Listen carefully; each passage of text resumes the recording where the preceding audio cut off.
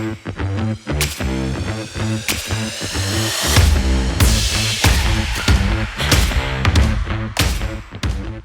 welcome back to Reclamation Corner. I'm Mark Thrasher, and today what we're going to talk about is I installed a new ABC pump on my 2005 SL500, and there's a ton of videos out there that tell you how to change that pump, so we're not going to get into doing that.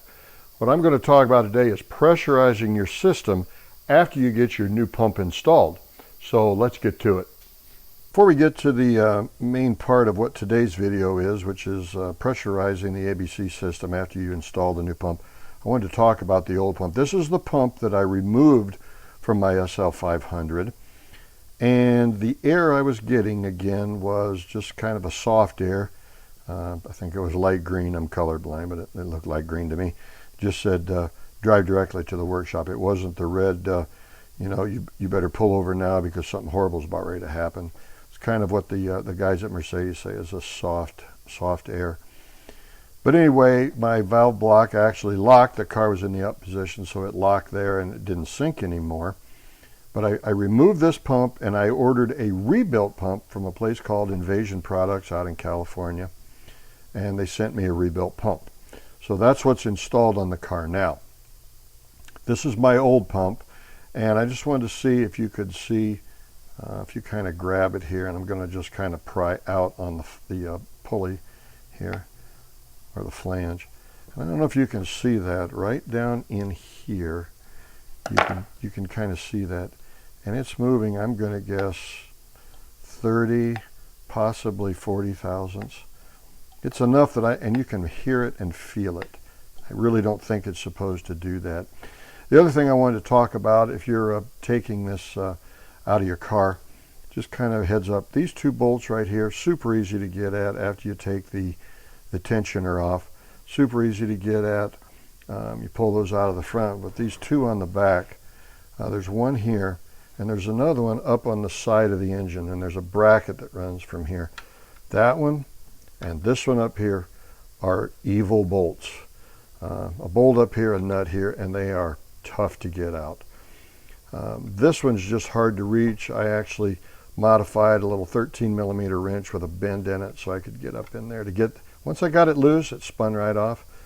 This one up here in the block, on the side of the block, it's tough to get out. It's an E-head bolt, and I had to do it by feel because I absolutely could not see it. So hard to get out. There's another one right here. That's easy to get out. Like I said, the pump, we see how it works out. I got it from this Invasion Products or Invasion Automotive, something. I'll find the invoice for it. Pump came back, and instead of just ultrasonic cleaning it, maybe just cleaning this up, they completely sprayed the thing. Looks like they sprayed it with Rust-Oleum, which I didn't really like that. But right here in this seat on it, be careful if you get one. This seat right here, up around in here, get my pointer back out again here. This seat right here had a nick in it once I got the paint off of it, which I used some 2000 grit sandpaper and just cleaned it off gently. It had a nick in it, and that's an O-ring that sets against there. And this is your high pressure that goes to your ABC system. It really can't have any leaks, so I'm really hoping it doesn't leak, but I cleaned it off and sanded it just a little bit. This one was pretty easy to get off. I did it from the underneath side. I'm lucky enough to have a lift. So I took that one off from the bottom side. That spun right off. This one here, this is for your power steering. This goes down to your power steering rack. Obviously fluid from the power steering tank, fluid from the ABC reservoir. This one here was crazy tight. And I actually had to take a piece or a pair of flat vice grips, put that on that nut, and I used an 18-inch breaker bar, or actually a piece of pipe, and busted that thing loose. Once it came loose, I was able to take it right out. I did squeeze the nut just a little bit too tight, and it was kind of tough to get back in there, but everything's working okay. And that seals up in there, so I shouldn't have any problems there. But basically what I wanted to tell everybody was these two nuts here and these three on the back, There's some other little things on here, but you'll see them, little plug here. But this is not a hard job to replace this pump. I'd give it about a 4. 10 being the hardest, 1 being the easiest, about a 4. It's easy, just kind of time consuming, and not a bad job at all to put it in.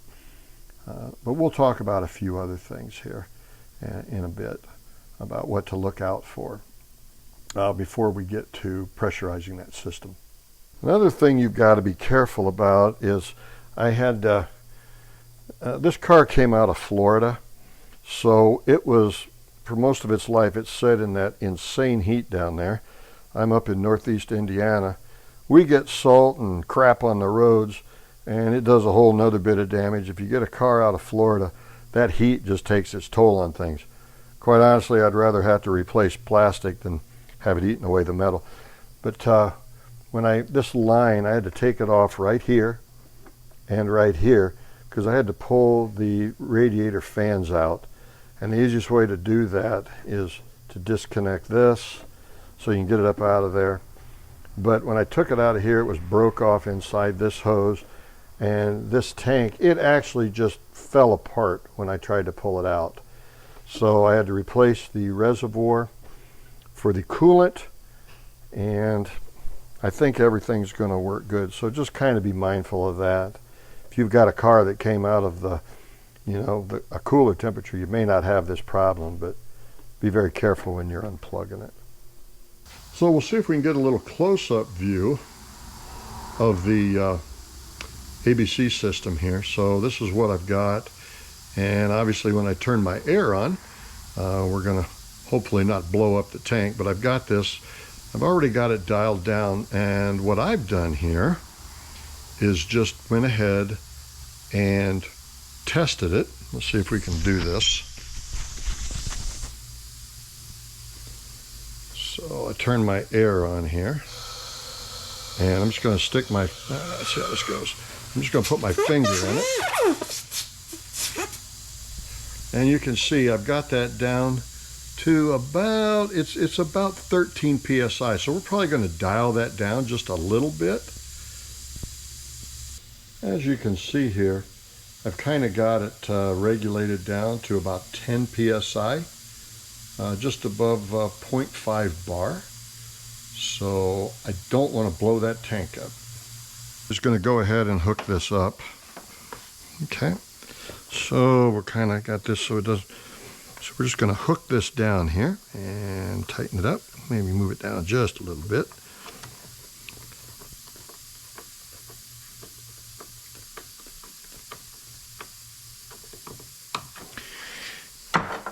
Okay, so we've got our air hooked up, and we're just going to slowly open our valve, and we got this set at about 10 psi.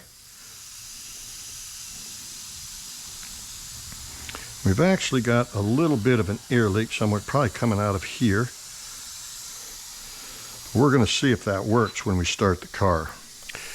We're going to now jump over into Eccentric so we can monitor the pressure that our pump is creating when we start it up here after the installation for the first time. One thing to note, when I was putting this all back together, I did fill the line down from the reservoir with the CHF11S Pentosan, which would be the fluid for your hydraulic suspension, and also I filled the power steering line with the power steering fluid, so nothing would have to start dry. So again, we're not going to let this run very long. You can see here it's not very long. I'm going to shut it off. We're going to go back and we're going to check the fluid level to make sure we're not down too low. But I did top everything off, so make sure to check that fluid level and don't run out. Obviously see it's the next day. I just ran out of gas last night. I've been working on it this morning. We'll kind of go over to the computer real quick. I've run this in both the rodeo mode and now we're in the pitch mode. I did remember from the last time that I did this, when I replaced the two lines that go from the front block back to the rear valve, you need to run this in the pitch actuation in order to get those air bubbles out.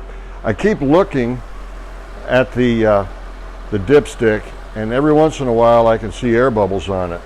I ran it in the rodeo mode a couple of minutes ago, and it dropped well below 68 bar, which is not good.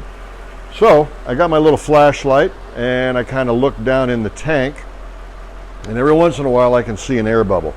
The hardest thing I've had in this whole job is getting those air bubbles out. So you're really going to need a computer system you can do the pitch actuation so you can get those air bubbles out. It's doing a lot better, and we can jump over to the computer and look real quick.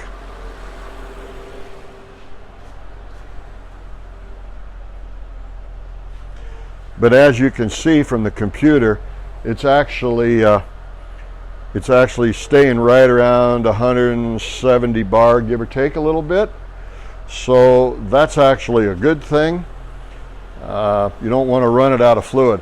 I am running it just a little bit low, because what happens is I keep getting air in it, and that air wants to get out, and the only place you can get out is in the tank, because it's shoving it back through those valves. So what happens is it's throwing it out, and that's how I ended up with it all over the floor. So be cautious when you do this not to overfill it. I've also been keeping an eye on it with the thermal camera, and we'll do a recording here. And the reason I'm doing this is if it was spraying fluid out, you would see it with the camera, but as you can see from this, I'm not having it anywhere. What's my tank running at? It's running about 138 degrees Fahrenheit. Everything else, let's see, the engine temperature, it's about 180 degrees, which is reading what the gauge is inside. But as you can see here, I'm not getting any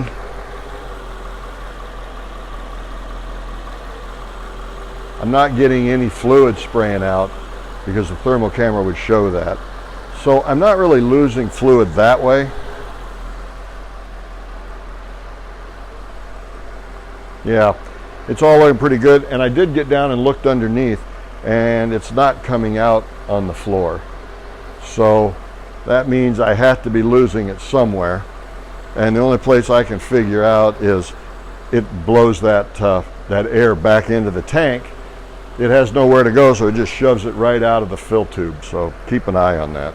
Well, we've got everything back together, and I can tell you the biggest issue I had in installing this pump was getting that air worked out of the system.